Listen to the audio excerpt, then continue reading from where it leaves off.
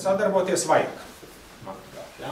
Nu, kā sadarboties? Ja? Mums, lai mēs sadarbotos, mums jāsaprot, ar ko mēs atšķiramies uzņēmēji no zinātniekiem, zinātniekiem no uzņēmējiem. Es domāju, ka tāds viens veids, kā jau skatīties, ir uztvere un ko sagaidīt. Ja? Ko katrs sagaida. Ko dara uzņēmējs? Izpildu. Execute.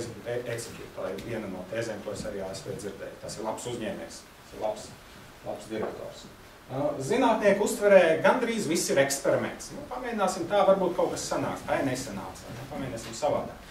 Un kādreiz sanāk. Bet kā smējies, mēs varam vilkt analoģijas ar akciju tirgu. Arī tur ir, pārdod akcijas, pārsvarā gadījumos nekas nesanāk, sanāk čušs. Bet tad vienreiz, divreiz, tu vienreiz tāpēc, tas atpelna visus pārējos zaudējumus. Protams, labam akcionāram. Vai arī veiksmīgam akcionāram. Tāpat ir ar pētniecību. Jums ir zinātnē tā kā vēl viens akciju tirgus, inovāciju tirgus, varētu teikt, tehnoloģija jaunā. Risks. Uzņēmējiem, protams, jākontrolē riski.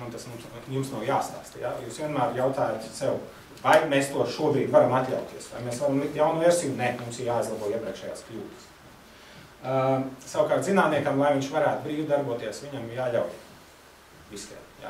Tā kā, ja jūs sadarbojaties, tad cenšaties to saprast. Ja? Ka zinātniekiem nevienmēr ir jāiet tieši tikai uz mērķi, bet arī viņš kādreiz grib kādu varbūt apvidus ceļu apstaigāt, lai pastītos varbūt, ka to mērķi var sasniegt vēl savādākā veidā un varbūt pat efektīvākā veidā.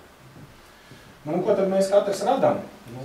Uzņēmējs varētu teikt, rada produktu, peļņu, varbūt kaut ko vēl jūs varētu man pastāstīt.